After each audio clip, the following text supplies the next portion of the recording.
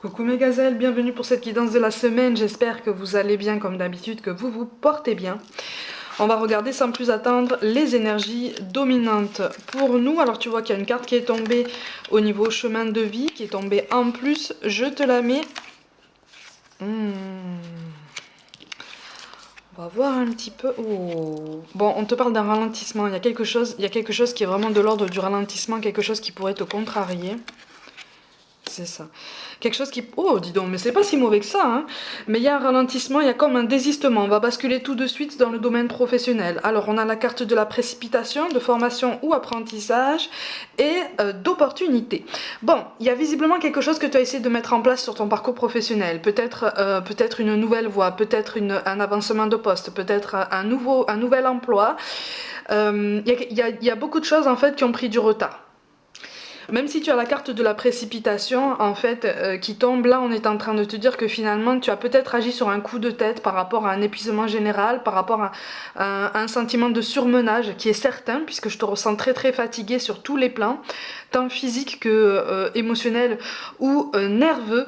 Mais il y a comme une déconvenue cette semaine, il y a comme des désaccords ou En fait, moi je vois une personne se retirer d'un projet ou se retirer d'une promesse d'embauche, ou se retirer d'un soutien qu'on t'aurait formulé, un soutien quel qu'il soit, hein, de toute façon, qu'il soit humain, financier ou même vraiment professionnel en termes d'appui, d'influence en fait. Il y a comme une déception en fait. On te parle d'une déception et on t'encourage vraiment en fait à essayer de garder le cap par rapport à ton avancée dans le domaine professionnel, à garder justement cet enthousiasme, à rester sur ton rythme de croisière si tu n'y es pas déjà en fait. Parce que c'est pas parce que là en fait on est en train de te dire que c'est pas parce qu'une personne quitte le navire qu'en fait ton navire va couler. Dans le domaine professionnel, là, en fait, c'est comme si cette personne avait joué son rôle sur ton parcours professionnel. Mais je vois en fait quelqu'un qui te donne l'impression de t'avoir raconté des histoires, encore une fois, de t'avoir assuré d'un soutien sans faille, vraiment, d'avoir vraiment essayé de te mettre à l'aise, de te mettre en confiance, vraiment pour essayer de te faire en apparence gagner en clairvoyance, sauf qu'en fait non. Moi je ressens une personne qui est très passe-partout en ce sens que c'est quelqu'un qui sent le vent tourner, c'est quelqu'un qui maîtrise l'art des mots, hein, l'art du langage comme on dit, hein, et qui t'a dit finalement ce que tu voulais entendre en fait, pour apaiser les tensions générales, pour voir en fait l'ambiance de travail générale, même individuelle, se détendre un peu, d'accord? Mais c'est quelqu'un qui ne pense pas forcément tout ce qu'il t'a dit. C'est pas quelqu'un qui te veut forcément du mal, mais c'est quelqu'un qui va se retirer d'un projet ou qui va te retirer son soutien. C'est en ça que je te parle d'un déconvenu, d'un désaccord, de quelque chose qui va te donner l'impression de ralentir en fait toute ta progression générale. Mais en fait là, on attire en fait ton attention sur le fait que c'est parce que cette personne quitte le navire qu'en fait tu vas pouvoir prendre davantage d'autonomie, de courage, d'initiative quant à la suite de ton parcours, tu vois. Les apparences sont parfois trompeuses, il est vrai, mais là, tu gagnes en clairvoyance, justement. Et donc, tu gagnes en pleine conscience. Tu gagnes en prise d'autonomie, en prise d'initiative, en courage même, en confiance en toi, en assise par rapport à la mise en valeur de tes compétences, la mise en valeur de ton parcours, de ton passé, de tout ce que tu as appris, tout ce que tu as accompli, tous les obstacles, en fait, que tu as surmontés et que tu n'as pas contournés, tu les as surmontés. Ça va t'apprendre aussi à choisir tes alliés avec beaucoup plus de sagesse, avec beaucoup plus de précision aussi. Tu vois, j'ai l'impression pour certains d'entre vous qu'il est question d'une équipe à constituer. Alors ça c'est une parenthèse très très particulière au niveau professionnel. Je ressens quelqu'un qui a envie de partir de toute façon de sa structure actuelle ou en tout cas qui a envie de quitter une situation actuelle qui est quand même très très stagnante au niveau professionnel et qui a besoin de constituer une équipe. Là, tu avais commencé visiblement à monter une équipe, tu avais commencé à attribuer des responsabilités, et là quelqu'un se met en retrait. Bon, Dis-toi que c'est l'occasion de gagner en clairvoyance et de te dire ok, maintenant je peux rajouter des critères supplémentaires pour choisir mes alliés, pour choisir mes collaborateurs, pour choisir mes coéquipiers en fait, tu vois, mes compagnons de navire. Donc en fait, même si cette semaine s'annonce en demi-teinte en termes de satisfaction professionnelle, en termes de sentiment en fait d'être productif, rentable, efficace, vraiment sur la voie en fait, de la progression, tu y es en fait, c'est ça qu'on est en train de te dire, tu y es, c'est pas parce que c'est une semaine en demi-teinte qui s'annonce que tu n'y es pas ou que tu te perds sur ton chemin.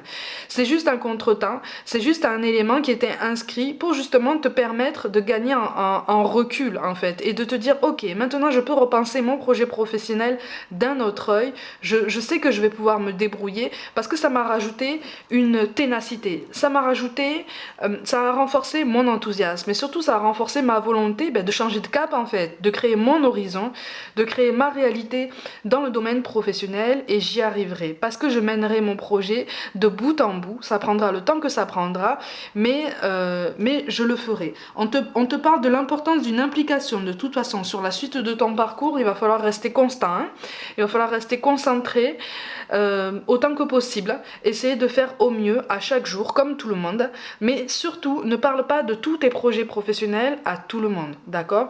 Il y a des gens à qui tu en as parlé jusqu'à présent qui ont les oreilles et la langue, les oreilles qui traînent et la langue un peu pendue, tu vois? Donc en face de toi on a la bouche sucrée, mais dès que tu tournes le dos en fait, tes projets prennent de l'ampleur et tes projets atteignent des oreilles que ça ne devrait pas toucher, tu vois? Donc pour certains d'entre vous, en fait, si les apparences ne s'annoncent pas trompeuses, sur cette semaine, tu commences à avoir un doute en fait quant à la loyauté de quelqu'un. Quelqu'un qui est censé être proche de toi au niveau professionnel, en termes d'avancée, de progression et de soutien en tout genre. Donc, on prend du recul, on continue et on ne perd pas de vue ses objectifs parce que tu es sur la bonne voie. D'accord? Au niveau relationnel, on te parle de prise de conscience de ton âme sœur et de libre arbitre. Bon, alors dans un duo, là, de toute façon, moi je vois beaucoup de pessimisme. Je vois, il y a un sentiment de solitude qui est exacerbé, qui est énorme. Il y a une volonté de se mettre en retrait aussi, de reprendre la main un petit peu sur sa vie. Alors, j'ai l'impression que cette volonté de reprendre la main sur sa vie, en fait, elle apparaît chez vous deux, en fait. Chez toi comme chez ton autre, en fait. La personne qui occupe ton cœur en tout cas. Mais tu vois, si tu as la carte des masques qui tombe en fait, c'est parce que vous avez tous les deux des doutes, mais vous avez tous les deux des doutes sur, quand on prend du recul, les mêmes choses en fait, les mêmes objectifs, les mêmes peurs engendrées par la vie. Le tout c'est de ne pas avoir peur de la vie elle-même en fait, c'est ça hein, qu'on essaye de souligner pour toi. Si on te parle de prise de conscience de ton âme sœur par rapport à votre lien, ça veut dire que en face de toi, il y a quelqu'un qui a besoin de faire des choix aussi, mais qui cette semaine semble assez pessimiste, assez peut-être occupé par son évolution professionnelle, ou en tout cas qui essaye d'occuper son esprit un maximum avec ça et pas avec le reste, d'accord? Donc ni avec toi, ni avec d'autres personnes, parce qu'en fait, je sens que c'est quelqu'un qui sature, et c'est comme si en fait cette personne était en train de se dire mais que tu lui en demandes trop en fait, que tu lui en demandes trop. Mais il y a quand même beaucoup de culpabilité aussi de son côté à lui ou à elle, en ce sens que je ressens une personne qui s'en veut en fait de t'avoir potentiellement fait du mal, de t'avoir laissé dans cette solitude, qui se rend compte en fait, qui commence à se rendre compte des conséquences de ses actes, des conséquences de ses mots, des conséquences de ses belles paroles, hein, de ce discours sucré que cette personne t'a servi peut-être à de nombreuses reprises. C'est quelqu'un qui se dit mais en fait je comprendrais que il ou elle ne veuille plus me revoir, je comprendrais qu'il ou elle ne veuille plus entendre parler de moi et se mettre en retrait. En fait, cette mise en retrait, elle a lieu en face de toi. Mais toi, quelque part, tu es en train de te braquer aussi parce que tu as envie de te protéger. Tu as besoin de te protéger. Cette notion de libre arbitre t'agace profondément parce qu'en fait, on t'engage, on t'invite très très fortement à lâcher prise sur justement ce que tu ne maîtrises pas, donc les énergies de cette personne qui occupe tes pensées et ton cœur. On t'appelle aussi à te remettre en mouvement, tant dans le domaine professionnel que spirituel, individuel. Si tu t'es mis en pause jusqu'à présent, on t'appelle à te remettre en mouvement, à repenser à toi. Peut-être que tu as ralenti ta vie pour cette personne, peut-être que pour certains, vous vous êtes endetté pour cette personne, pour différentes raisons. Pour certains, voilà, vous vous êtes complètement oublié, ou vous avez peut-être délaissé des membres de votre famille pour cette personne-là. Et en fait, là, on est en train de te dire qu'il y a un juste équilibre qui est en train de se remettre en place, en ce sens que cette mise en retrait de la personne à laquelle tu penses est l'occasion pour toi de recentrer un petit peu tes idées et d'affirmer un petit peu tes priorités, d'accord? Pour justement rééquilibrer la balance et repartir sur des bases un peu plus saines, plus solides. D'accord? Sache que de toute façon, on ne t'a pas tout dit. Actuellement, on ne te dit pas tout. En face de toi, on garde beaucoup de secrets. Toi aussi, tu gardes beaucoup de secrets, mine de rien. Même si tu n'en as pas la sensation, même si tu n'en as pas l'impression, tu gardes beaucoup de secrets en ce sens que tu n'expliques pas forcément pourquoi tu réagis de telle ou telle façon avec cette personne-là. Et en face de toi, on a du mal à comprendre. On a du mal à comprendre ton intensité. On a du mal à comprendre ton épaisseur, ta densité, ton, ton, ton aura, en fait, vraiment, ton propos. On a du mal, en fait, on a du mal à comprendre ta richesse personnelle. On a du mal à comprendre ton côté un peu multicolore. Je sais pas si tu comprends ce que je veux dire. Euh, tu es capable de tout donner en fait. Moi je te ressens dans la volonté ou en tout cas dans la capacité de tout donner à quelqu'un, de t'ouvrir complètement. C'est-à-dire que quand tu donnes tout, tu donnes de tout ton cœur. Même si au début tu te méfies, quand on t'assure que quand tu as vraiment la garantie, mais claire et tangible, hein, que tu peux tout donner, tu y vas. Mais alors quand tu y vas, on t'arrête plus, tu vois. Sauf que c'est quelqu'un là en fait avec qui tu as eu envie et tu as potentiellement encore envie de faire comme ça, sauf qu'en face de toi on est en train de te dire vas-y tout doucement en fait. Vas-y tout doucement parce que moi je comprends pas ce que tu fais, je comprends pas ce que tu me proposes, je comprends pas ce qu'il en est en fait. Je comprends pas ce qu'il en est. Mais sache qu'en face de toi en fait on comprend pas ce qu'il en est, c'est pas vraiment le mot. C'est qu'on a été tellement habitué à agir d'une façon particulière, selon des étiquettes, selon des cases dans lesquelles il fallait rentrer, une image, une réputation, le regard des autres, l'influence extérieure, peut-être une notion d'amour, de famille, peut-être un peu erronée, qui tendrait peut-être vers une dépendance affective ou matérielle d'ailleurs, voire même les deux. C'est quelqu'un voilà, qui a une vision biaisée en fait de ce que tu lui demandes. D'accord? Sache encore une fois que on considère tous les aspects de notre vie à travers notre spectre personnel en fait. Donc quand on dit à l'autre mets-toi à ma place, on a tous dit ça une fois dans notre vie, on a tous tendance à dire ça. Hein. Oui, mais mets-toi à ma place, comprends-moi aussi. En fait, on peut juste imaginer. On peut juste imaginer si la communication n'est pas optimale, claire, patiente et souple. Tu vois? Donc c'est pas évident. Au niveau relationnel, là on est vraiment sur quelque chose qui ralentit beaucoup, qui te donne vraiment l'impression en fait de stagner. Ça risque de t'agacer. Ça risque de t'agacer. Mais par contre, ouais, il y a potentiellement aussi une énergie au niveau relationnel comme au niveau professionnel, il y a une énergie tierce qui ralentit aussi tout ça. Donc en fait, c'est pour ça qu'on te dit attention, choisis tes alliés, tout domaine confondu, choisis à qui tu parles de tes projets. Au niveau relationnel, quand je te dis choisis tes alliés, je te dis ça plutôt dans le sens où on est en train de te dire attends, parce que tu voudrais dire certaines choses à ton autre, tu voudrais dire certaines choses comme ça, poser carte sur table et quelque part dire ces 4 vérités à ton autre. On est vraiment dans cette dynamique, hein, dans cette sensation, dans cette volonté presque de régler ses comptes avec lui ou avec elle. Sauf que là on te dit attention, c'est pas le moment. C'est pas le moment. Ça va plus faire de mal que de bien en fait et ça va plus vous éloigner qu'autre chose. Donc si tu espères quelque chose de l'ordre du rapprochement ou en tout cas de l'apaisement d'une situation, là justement on t'appelle à la patience. Si c'est toi en fait qui est dans ce sentiment de stagnation, d'attente comme ça au loin, on t'appelle à la patience. Même si c'est très dur, hein, je le conçois très bien. Hein. Je le comprends tout à fait. Au niveau professionnel, ça va bouger, même si encore une fois, tu ressens un sentiment de lenteur, de ralentissement, c'est juste une déconvenue. Au niveau relationnel, c'est un petit peu plus difficile parce que il est question de déception, d'un sentiment de trahison, peut-être présent ou passé. Il y a des choses comme ça qui sont très intenses et qu'on t'appelle vraiment à essayer de conscientiser, pas le mettre de côté justement. Conscientiser, travailler dessus pour pouvoir surmonter tout ça et affronter en fait la réalité quelle qu'elle soit. D'accord? Parce que peut-être que tes doutes, peut-être que tes craintes ne sont pas fondées.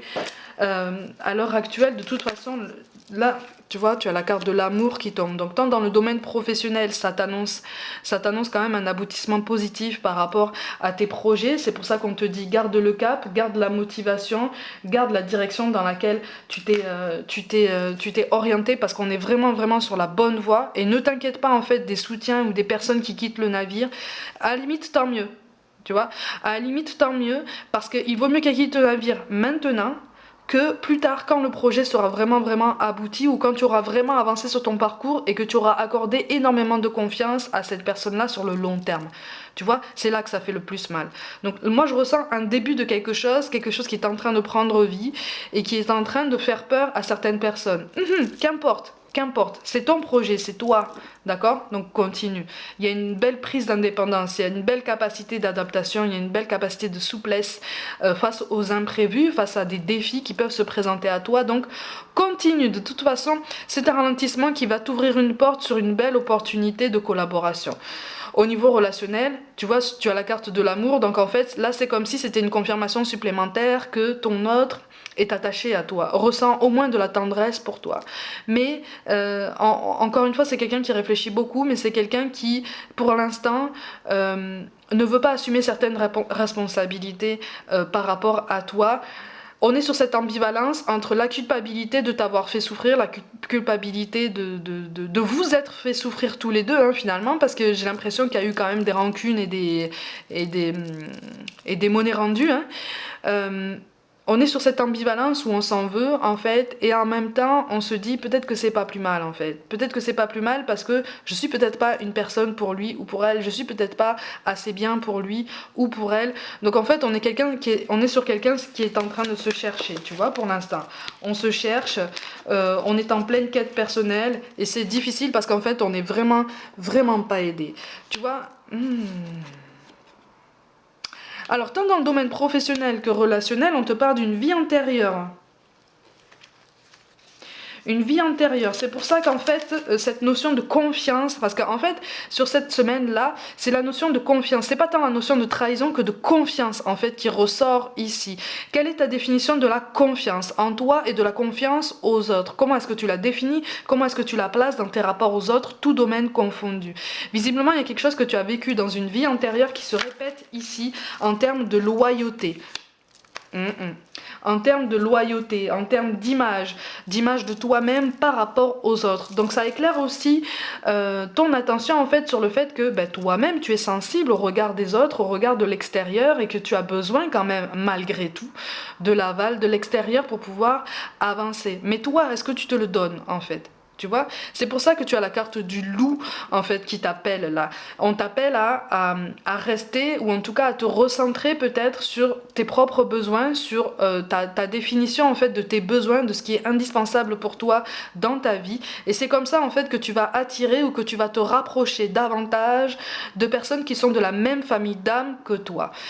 Au niveau relationnel, c'est une petite parenthèse, ça veut pas dire quand je te dis ça que la personne de ton cœur n'appartient pas à la même famille d'âme.